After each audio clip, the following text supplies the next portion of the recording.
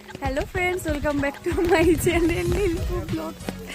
প্রচণ্ড বৃষ্টি হচ্ছে, যেহেতু প্ল্যান ছিল বেরোনো তাই বেরিয়ে পড়লাম রেনকোট পরে ছাতা নিয়ে। তো দেখি কোথায় যাওয়া যায়।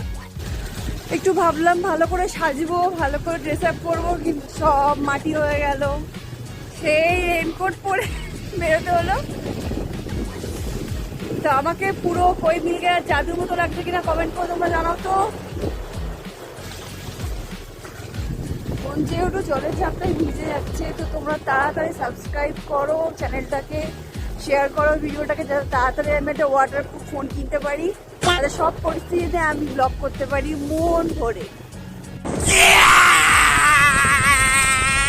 হেভি ঠান্ডা লাগছে ভিজে, তো একটু চা খেয়ে নিচ্ছি।